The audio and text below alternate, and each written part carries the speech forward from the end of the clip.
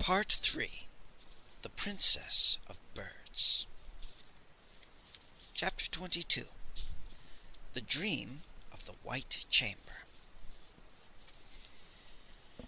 Night rain is falling on the village of Khufu, glinting through moonbeams that slide through thin clouds, and the soft splashing sound outside my window blends with the drip of ink from the mouse-whiskered tip of my writing brush.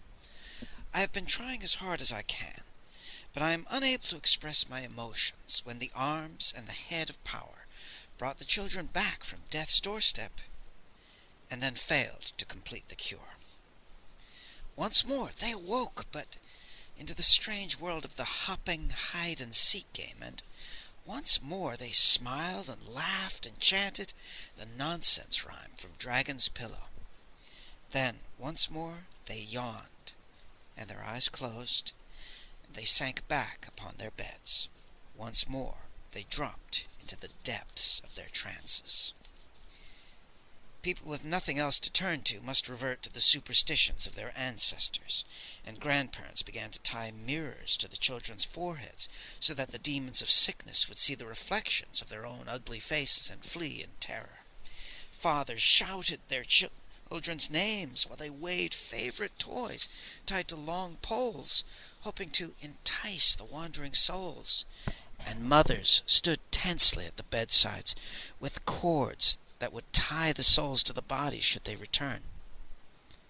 I turned and ran into the abbot's study and slammed the door. Nothing but the heart of the great root of power could save the children of my village. I was sick with fear, and my eyes lifted to a framed quotation from the study of the ancients. All things have a root and a top, all events an end and a beginning.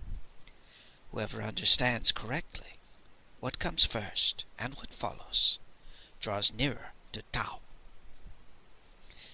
I was a long way from drawing nearer to Tao, and children's games and nonsense rhymes and ginseng roots and birds and feathers and flutes and balls and bells and agonized ghosts and terrible monsters and the Duke of Qin whirled round and round in my brain without making any sense at all. The door opened, and Li Kao walked into the study. He drank 3 cups of wine, one after another, and then he sat down across from me and took the little bronze bell from his belt and gently rang it.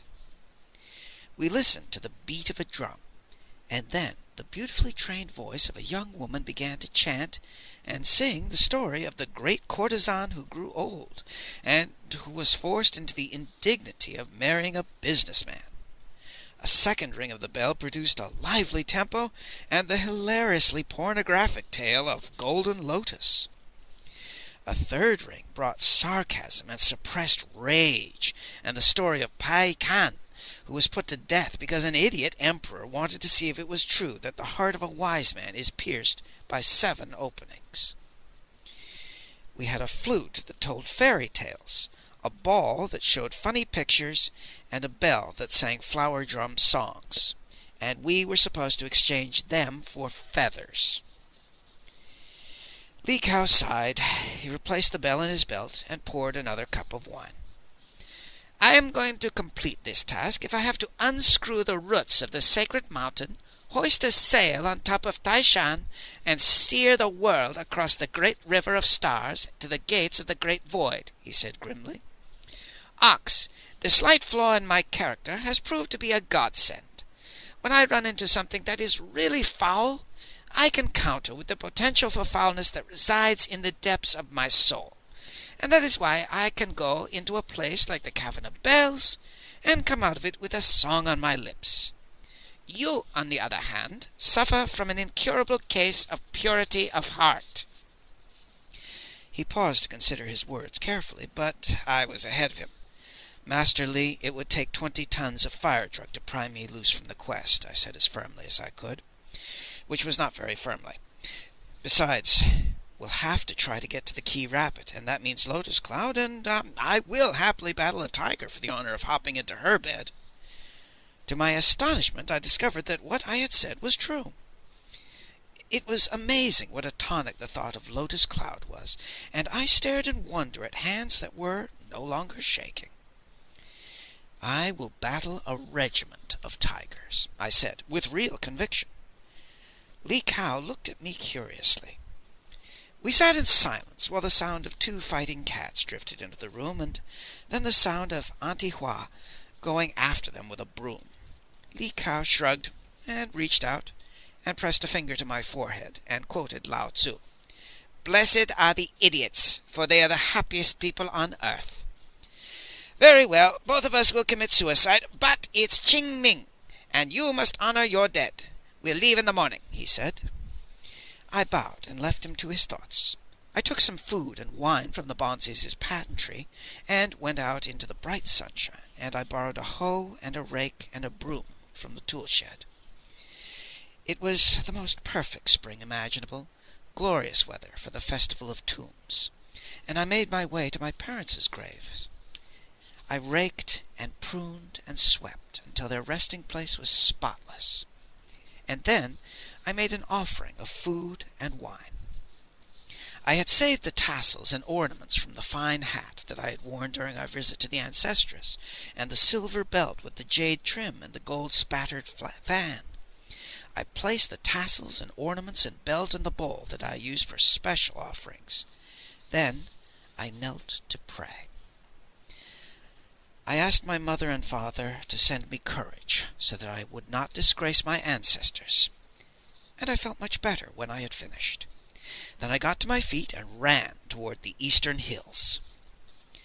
Centuries ago, the great family of the Lus had ruled our valley.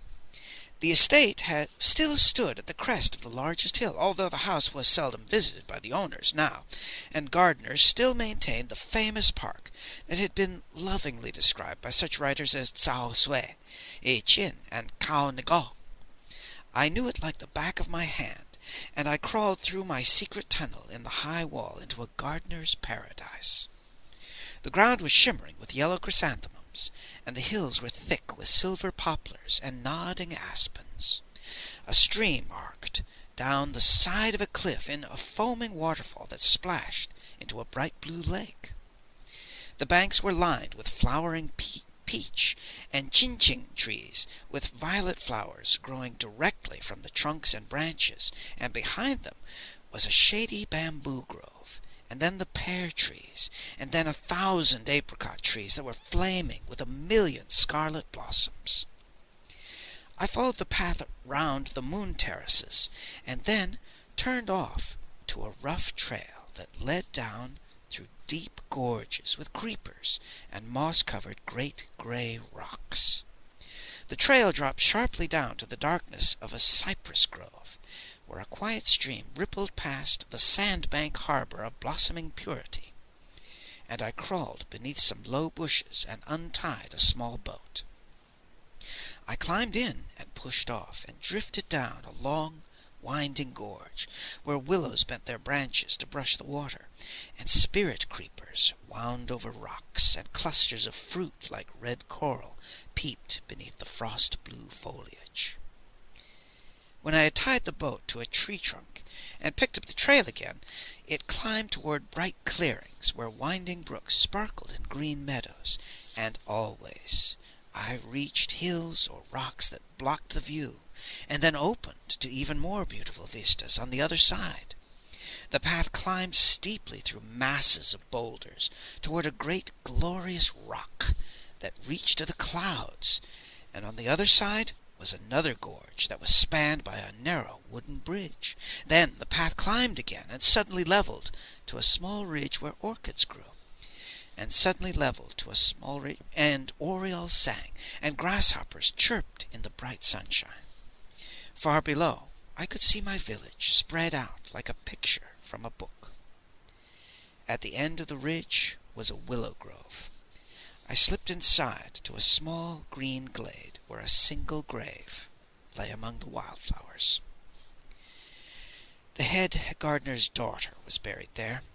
Her name had been Scented Hairpin, but since she had been a shy, quiet girl who was timid with strangers, everyone had called her Mouse.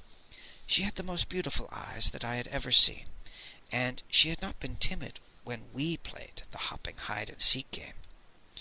Mouse almost always lasted longest and became the queen, and she had also not been timid when she decided that someday we would be man and wife. She had fallen ill when she was 13. Her parents had let me hold her hand on her deathbed, and she had whispered the last words of my fay. I came from the land of fragrance, to the land of fragrance I now return. I knelt at the grave. Mouse, it is number 10 ox, and I have something for you, I said. I placed the gold-spattered Szechuan fan in her offering bowl, and I prayed. And then I sat on the grass in the golden sunlight that filtered through the leaves and told her my story. I could not explain it, but somehow I knew that Mouse wouldn't mind the fact that I was in love with Lotus Cloud. I poured out my heart, and it felt it grow lighter, and the sun was setting as I finished. The breeze always picked up at the approach of evening, and I stayed to watch the willows. Mouse's heartbroken father had used his art to honor his daughter. The wind sighed through the trees, and the willows began to bend, and then one branch after another reached out and gently swept the young girl's grave. That night I had a very strange dream. At first it was a tangle of images, henpecked hose sweeping with a silver comb in his hands, a bright star dancing down the path toward a door that always closed, and Miser Shen praying to his daughter, and the hand of hell, and the cavern of bells. And again I fled from a great golden tiger mask, and then I ran through a door into a world of whiteness, milky and soft and glowing, and I felt comfortable and safe. Something was forming in the whiteness. I smiled happily because Mouse had come to see me. She carried the Szechuan fan, and her beautiful young eyes looked fondly at me. "How happy I am," she said softly. "Ever since we held hands and recited the orphan song, I knew that you would fall in love with Lotus Cloud." "Mouse, I love you too," I said. "You must trust in your heart," she said gravely. "Ox, you have grown very strong. Now you must use all of your strength to touch the queen before the count reaches 49.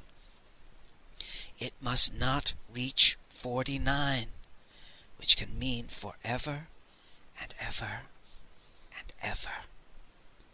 Mouse was fading back into the milky whiteness. "Is not 1,000 years enough?" she said faintly, as though from very far away. "The birds must fly, the birds must fly, the birds must fly." Mouse was gone, and for some reason I knew that it was important for me to understand the glowing whiteness around me. Suddenly I understood that the world was white because I was inside a giant pearl, and with awareness came awakening, and I sat up and blinked in the morning sunlight.